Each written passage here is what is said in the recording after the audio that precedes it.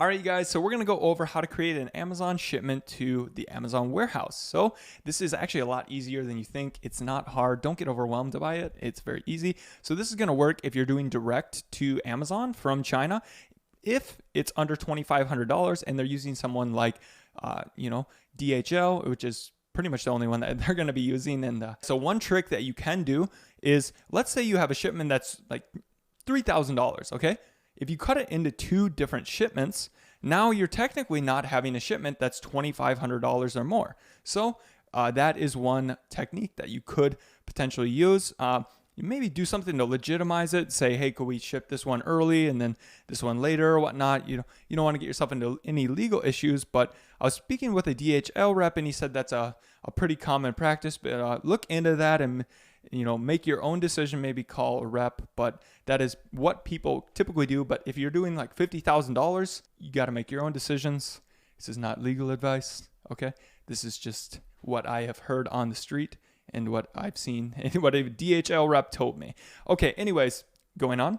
This is going to cover that, as well as if you're doing shipping it from your place or from your freight forwarder, okay? So if you're shipping from your freight forwarder, you put in their address, and then you're going to ship it with the Amazon partner carrier to them, unless you're palletizing, and then that's going to cost more. Or it's going to cost you less, but it's a little bit different of a process for that, but it's going to work that way. Or if you're doing it from your place, like let's say it's your first private label shipment, you're having it shipped to you, they'll ship it to you, and then you ship to Amazon, you package and do it all yourself. It works for that. And also if you're doing retail arbitrage, it works the same as well, unless you have different items in the boxes, which you do, and then it'll be a little bit different. So let's go over it. So the ones where it's not different are shipping direct from Amazon under $2,500, private label, your first shipment from your house, and then from your freight forwarder to Amazon FBA. Let's get into it. All right, so first go to your Amazon FBA inventory, and then I've just blanked this out, and I chose my old Radio Shack items that are still like in my inventory from 2-3 years ago. So just in case I leak any information, that I'm not leaking anything important. So what I did was just chose the first three here. And then what you're going to do is you go to click on there. Then there's the action up top. And you're going to hit send replenish inventory. Go to number 2. All right, so you're going to create a new shipping plan. And you want to ship it from whatever address. So if it's your place, put that there. Okay, and then if it's going to come from your freight forwarder, you would put that address, and if you're shipping it from China, put the relative address. All right. Then what you're going to do is go and you want to do case packed products. So you don't want to be shipping multiple products in the same boxes from your supplier. If you're shipping from China, have them put them in separate boxes so that what's good, just good practice, so that nothing gets messed up in the inventory, stickering process, and makes your inspections easier and everything. And it gets processed faster than Amazon warehouses. When things are case packed, it's just one. It's a lot easier of a process for them. So you're going to go ahead and do that. And then you don't have to enter individual shipment data, whereas you have to enter what exact items are in each box if you do individual products. And if you get a lot of boxes, it's just kind of a headache. So one exception is if you have 150 units or more in a case. Well, I think you could put 150 in a case pack product. So if you've got a lot of units in a small box, you're going to have to choose individual products. And that's probably going to be the best bet, because air shipping is, if it's very small, light products, you're going to get charged pretty much.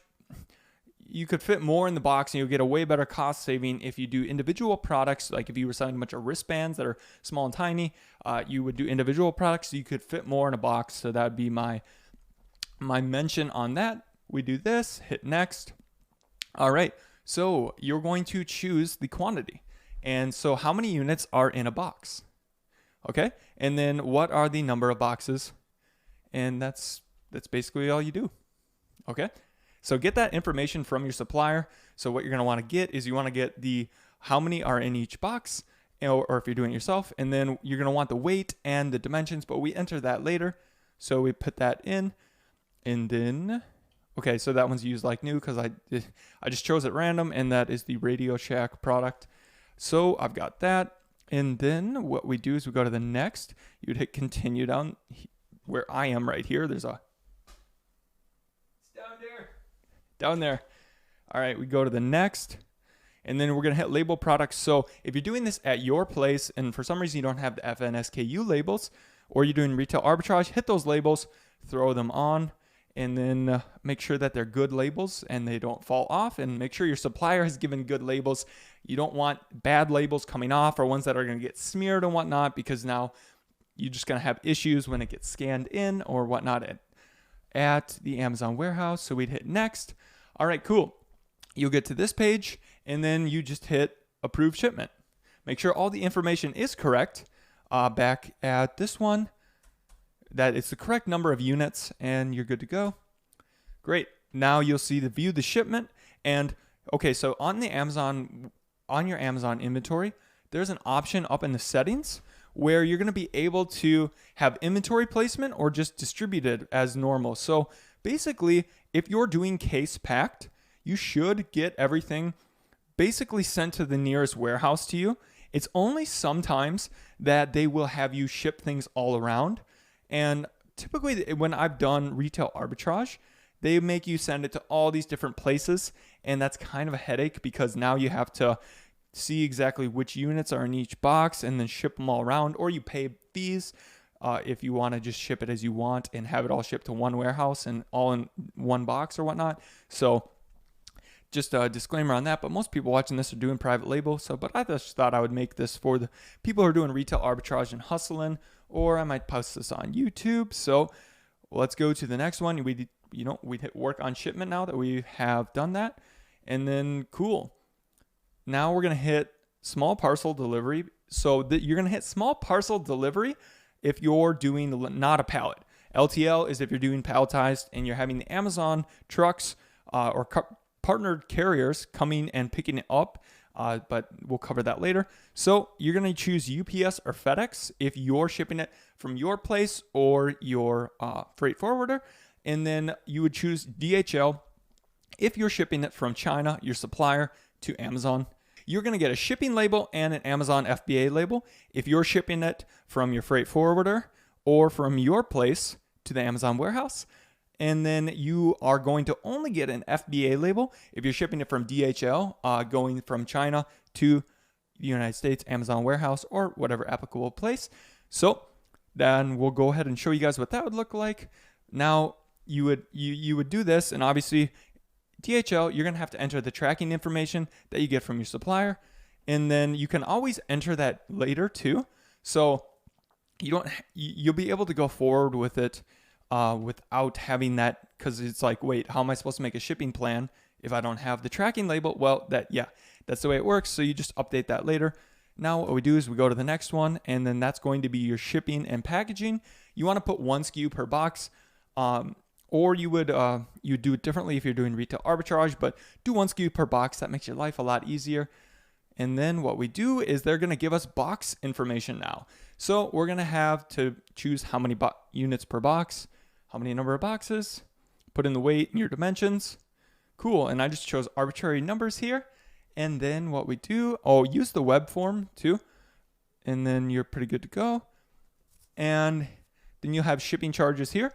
And what you do is just agree to it and hit accept, and then you'll be able to print the box labels here.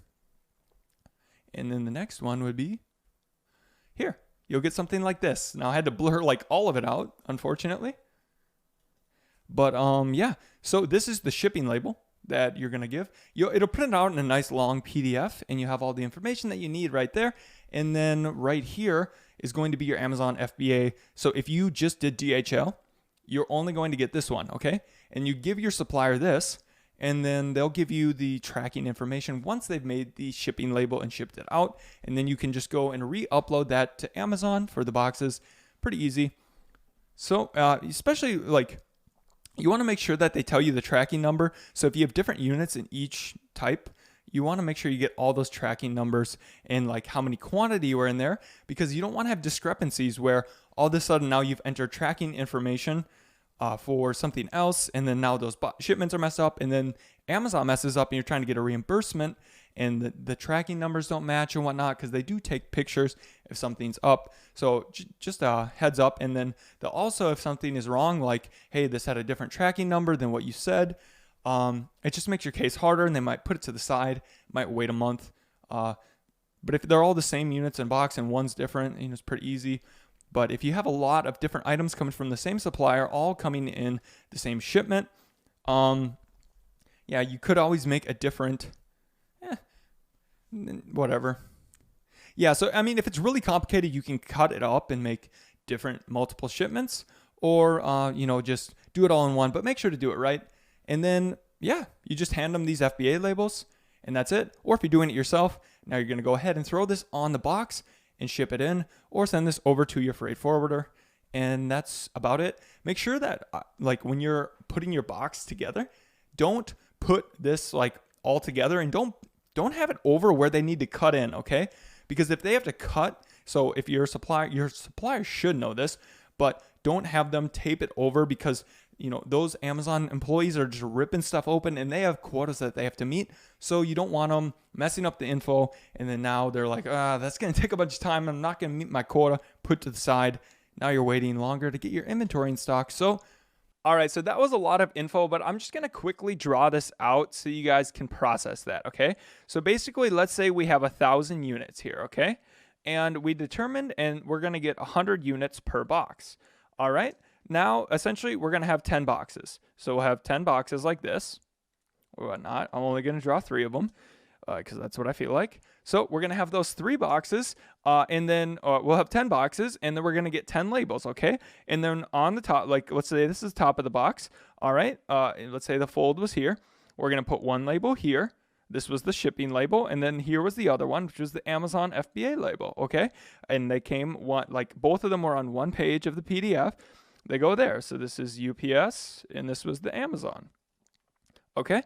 And then essentially we'll just have all our units in there, okay? And then we're good to go. Make sure that you or your supplier on the top of the box and the bottom of the box put a little bit of void fill. So either those air packaging things, or those essentially like the, not cardboard, but the essentially craft paper or something, or some form. Don't use packaging peanuts. Don't use shredded paper, because that's going to delay your shipment. So we've got all these boxes like this. We get 10 labels. We do like this with each one. There's 100 in each one, and that's all we need to do. We make sure that each individual item has the correct sticker on it. Try to just do 1 product per box, so you can have multiple quantities of it. But if you have your supplier and everything, and you're putting all these different products in each box, it's going to be messy. But that's it. We go through, we make this shipping plan, okay, 100 in each box, just a sticker on each one, and it's pretty easy. And then what we do is we go ahead and we give these stickers. So we're going to get 1 long PDF, okay? And it's going to have 10 stickers, on each page. And each one of those is an individual box. You give this to them, and then make sure if it's a freight forwarder that is using UPS, or if it's a freight forwarder in the US, they're going to know what to do. If it's China, have them send you pictures before they send it in, okay? That's what you're definitely going to want to do to make sure that it's all correct. And that's why I suggest you do your first shipment with by yourself, so that you know what a box should look like if you are having your Chinese supplier send it right to Amazon, so that when you look at the pictures, you know what to look for, okay? So that's going to be how that process works in whole. And then now we're going to show you guys how you would go if you were going to palletize, what you're going to do. And then one last word on freight forward that I don't think we've addressed. So you have your options. So you have the option where you could have China over here, and then you got the US, or whatever. You got US here. So if China, it's going to go in an airplane over there right to the Amazon warehouse with DHL. All right. And then if you're going by yourself or using a freight forwarder, they're going to ship it here. It goes into a port, then it goes to here, and they have a warehouse in the USA. Okay. Now they are going to take this and then they ship it to an Amazon warehouse. Okay. That's the way that process works. So they are still going to be using UPS. All right. So while you pay for the freight charges and everything to get it to here, they're still going to use your labels and still use this exact same process to get it to there. And if you were shipping it yourself, it's still the same. Okay. So it just matters if you're going from China, use the DHL. If you're going from the US or with a freight forwarder, it came from China, got to the US, you're going to now choose UPS and then apply these labels. The same process for everything. It just kind of differs a little bit. So now on to actually palletizing. Okay, so now we're going to cover what you do if you do a palletized shipment, and you're going to do it a little bit differently, but it's basically the same. Now, full disclosure, I have not done this personally. I've talked to my friends, gotten the steps to do it all, but I may have missed one or two details. So if somebody finds something that I didn't mention or that would be helpful, it would be much appreciated. The basic plan though is going to be like this. You do LTL instead of small parcel delivery. You'll choose the Amazon partner carrier because they're going to get basically with Amazon, with LTL, they have to get a shipment like date. It's not just like UPS can deliver any single day. With LTL, they have to get an appointment. I think it's about a month ahead of time when I was reading the Amazon documents. So let's say you get somebody who get a better rate, which may or may not happen because Amazon has their own partner carriers. So you normally get a way better rate because they're doing such volume. Then if there's like a bad weather or something, maybe they don't have one for 2 weeks. It matters how often they do business with Amazon. So you don't want to get stuck in this unfortunate circumstance. So just go ahead and do that. And then the next one, you're going to put in your shipment information, obviously multiple boxes. I just moved it down to one quantity to make things easier. Some old Radio Shack radios that I had. And hid that information from you guys. So box labels, you're going to put this on your boxes just like you put on your FBA labels when you're shipping from China to the United States, that FBA label. And then you're obviously not putting shipping label on each one. You're going to have that on the pallet. So then you'll put in the information for the pallet. I just put in, so 72 inches is the tallest that a pallet can be. Put in your weight, number of pallets, and then if they are stackable or not. All right, so we go to the next process. And then you're going to put in the date that it's going to be ready to be picked up. You want to do this ahead of time because they might not be able to get it there next day. So just plan ahead, put in a contact information. So put in the information for your freight forwarder. And I put in good old Mr. Woodcock because he's always got my back. Then estimate your freight class. You calculate it yourself if you know what you're doing. But you want the easy process, just estimate your freight class and then declared value. So they're going to give you $1.50 insurance per pound. Now, if you need more, if it makes sense as a business person, and it's it's very breakable and it's very expensive. I don't know, maybe you're selling like a bunch of glass, like super nice glass chandeliers, or I don't know, really intricate glass elephants. All right, or glass alpacas. All right, if you're doing that, insure your alpacas, all right? For God's sake. All right, so then you'll get the freight company and agree to the shipping terms, and then print your palletized labels and head those over to your freight forwarder. And then you are done. All right, so that's the whole process. Shipping is not that difficult. You just have to know how the pieces work and what to do, and always hire a professional and outsource as much as you can, because you don't want to be you don't want to be heads deep in shipping and logistics. You want to be working on building and growing your business. So if you guys have any questions, go ahead and ask them below, and make sure to watch that other interview if you want to see more about it, the whole shipping process from a professional freight forwarder. I hope that you guys got through this, and if you've gotten here, you're either killing it or you're about to be killing it. So good luck, and on to the next video.